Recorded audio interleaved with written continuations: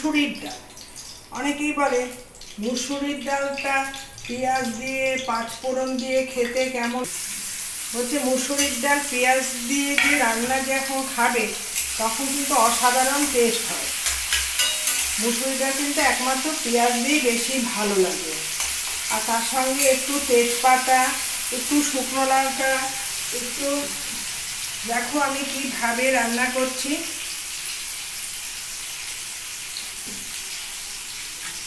এর মধ্যে পেঁয়াজটাকে আগে লাল করে ভেজে নিতে হবে। এইরকম কিন্তু পেঁয়াজ যদি আমরা ভাজি কিন্তু টেস্ট হবে না, কাঁচা কাঁচা গন্ধ লাগবে।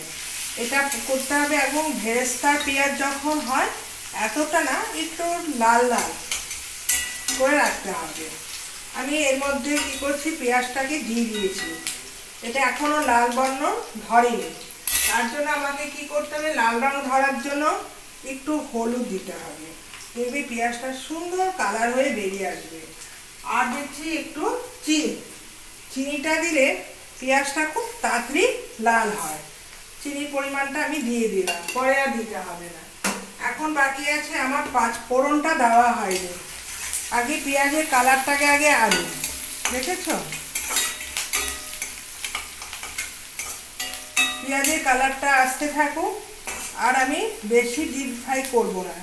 কালারটা এসে গেছে, এখন চিনিটাও বেশ তেলের সাথে দিয়ে দিয়েছি, যেহেতু এখন দলা নিয়েছে, দেখেছো? এখনও চিনিটা গলেনি, চিনিও গলবে, পেঁয়াজটাও লাল হয়ে যাবে। এইবার আমি ফোড়নটা দিয়ে দিই, ওটা লাল হতে থাকো। তারপর বেশি ভাজা হয়ে গেলে না পুড়ে যাবে। পেঁয়াজ দিলাম, শুকনো লঙ্কা দিলাম, কাঁচা লঙ্কা দিলাম, হয়ে গেছে।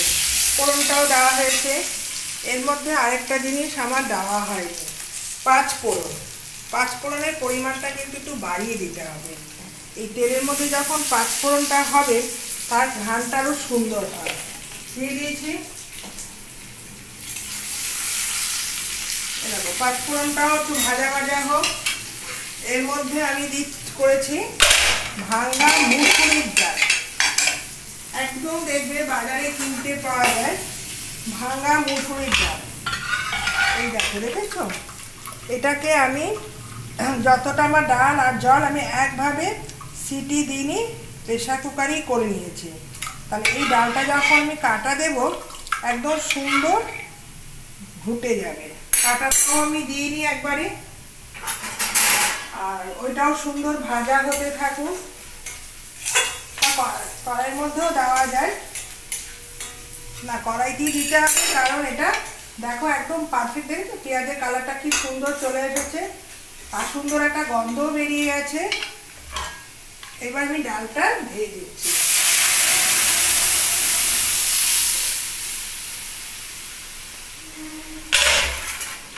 এই ডালের মধ্যে আমার সব কিছু মশলা দেওয়া হয়ে গেছে, দেখেছো তো? ফোড়নের মশলাটা কি সুন্দর হয়ে এসেছে, কালারটাও বেরিয়ে এসেছে। এর মধ্যে আরেকটু নুন অ্যাড করতে হবে। আর কড়াই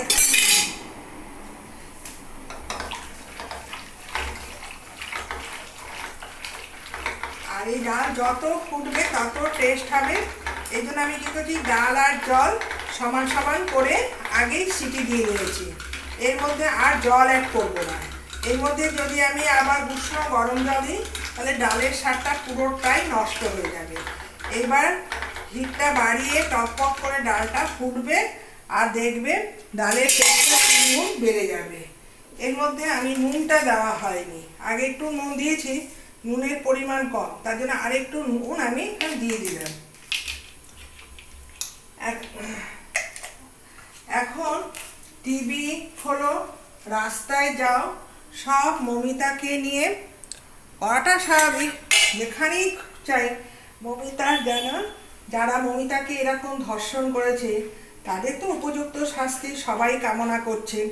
কেন এইগুলো দিনের পর দিন ওদেরকে আমরা বাঁচিয়ে রাখা হয়, আর তারাই আমাদের আবার কি হচ্ছে, 1 মাস 2 মাস জেলে থাকবে, তারপর জেল থেকে ছাড়া হবে, তারপর 1 বছর হয়তো ভদ্রতার মুখোশ থাকবে, আবার দেখা যাচ্ছে কোনো না কোনো মেয়েকে ধর্ষণ করছে।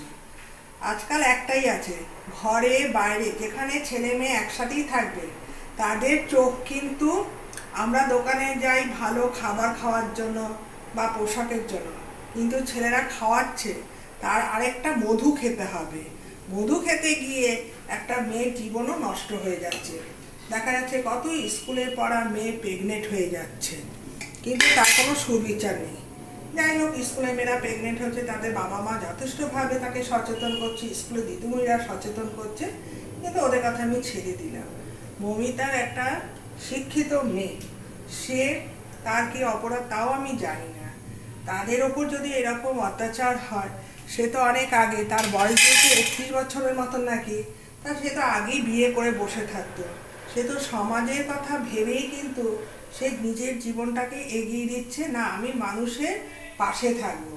ঠিকই, আমরা তো ভগবানের পুজো করি, মাটির প্রতিমাকে, কিন্তু মাটির প্রতিমাকে পুজো না করে যারা আমাদের উপর নানান ধরনের অত্যাচার করে তাদেরকে কিন্তু কোনো সুবিচার নেই। তা এখন থেকে মাটির প্রতিমাকে পুজো না করে যারা দোষী তাদের দিকে, যাতে দ্বিতীয়বার দোষ করতে না পারে, তাদের যেন একটা সুবিচার পায় এবং তারা দোষীদের যেন একটা শাস্তি হয়। দ্বিতীয়বার যেন তাদের কোনো মুখ তুলে তাকাতে ভয় পায়। যেমন একজন বলছিল ধনঞ্জয়, হ্যাঁ ধনঞ্জয়, তখন আমরা ছোট ছিলাম, ধনঞ্জয়কে ফাঁসি হয়েছে, তারপর তার কোনো ফাঁসি হয়নি, তারপর কি আমাদের কোনো ধর্ষণ হয়নি বা কত কিছু হয়েছে, সেগুলো তো বিচার তো সব কিছু তো আর মিডিয়ার সামনে আসে না। চোখের লজ্জায় আমরা সবাই চুপ হয়ে থাকি। যাই হোক, আজকে হসপিটালে যে এত বড় ঘটনা ঘটলো, সবাই তার পিছনে। আজকে মেয়েরা সবাই বেরিয়ে পড়েছে, প্রত্যেকেরই মায়ের মেয়ে আছে, তাদের যদি আজকে এরকম হয়, ওরা তো এখনই ভয় পেয়ে যাচ্ছে। আমাদের ঘরেও তো মেয়ে আছে, আমাদের প্রতিবাদ করব। এই নিয়ে রাস্তায় রাস্তায় মোমবাতি নিয়ে সবাই ধিক্ষা জানাচ্ছে, স্কুলেও মেয়েদের দিদিমণিরাও ধিক্ষা জানাচ্ছে, তোরা এখন ছোট, তোরা একদিন বড় হবি। কারণ বাবা মার অনেক স্বপ্ন আছে, এই স্বপ্ন অনেক টাকা দিয়ে কী করছে, একটা মেয়েকে শেষ করে আরেকজনকে টাকা দিয়ে ভর্তি করছে। আমাদের কি কোনো সুবিচার নেই, আমরা সারাদিন খালি চিন্তা টেনশন নিতে নিতে আমরা নিজেরাই শেষ হয়ে যাচ্ছি। যাই হোক, এবার তোমরা বিচার করো, যাতে প্রত্যেকটা ছেলের এই আজকে যারা আটকা পড়েছে তাদের অন্তত পক্ষে একটু গোপন অঙ্গটা যদি একটু মাথাটা কেটে দেয়, তাদের বিরাট আর এগোবে না। ঠিক আছে, আমি রান্না আমার হয়ে গেল, তোমরা সঙ্গে থেকো।